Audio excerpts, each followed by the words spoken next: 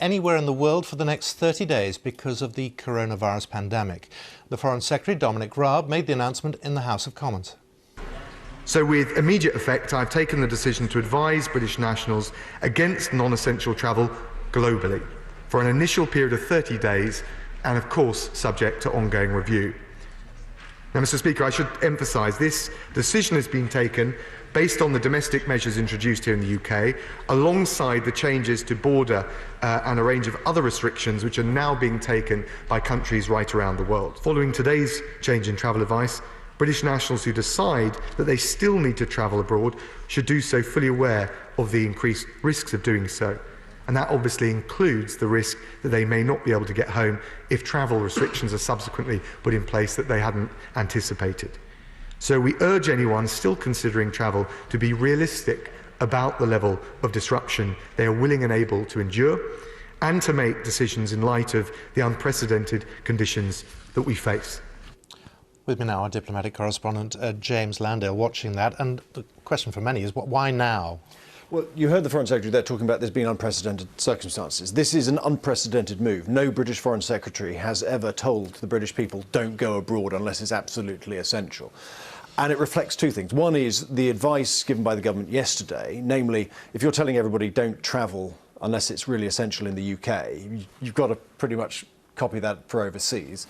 But secondly, and perhaps more importantly, they do not want more and more Brits to be travelling overseas and getting into difficulties, because it's a pretty chaotic world out there at the moment. Countries are throwing up a lot of border restrictions, travel restrictions, willy-nilly, a lot of the time without giving other countries any kind of notice. And there is an increasing risk, in the government's view, that there will be vulnerable Brits trapped abroad, unable to get back.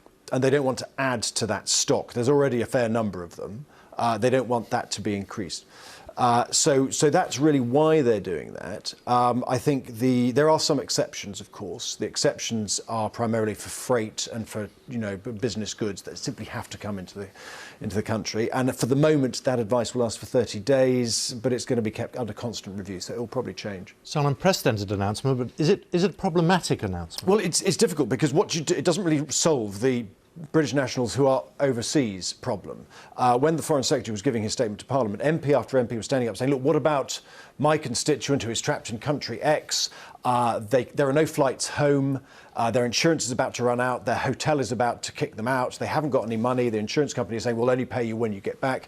How does that solve that? And frankly, all the Foreign Secretary could really say was, look, the UK government is not saying to these people, you must return immediately, but they're saying, look, there is a window here where some flights may be available, where some countries may take some of those restrictions, open them up so that some Brits can get home.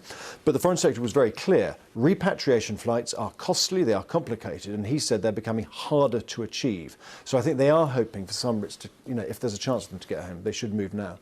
Is there a sense that the government, all government departments are now singing from the same hymn sheet, if you like? Yes and no. I mean, government is government, and departments move in sort of different phases now. But this is, the Foreign Office saying, look, this is our side of this particular case here, and there are going to be a lot of instances of British nationals trapped abroad who find themselves in difficult circumstances now, and there will be a test of the extent of the remit, if you like, of the British government, because frankly, the British government does not have the resources to fly everybody home.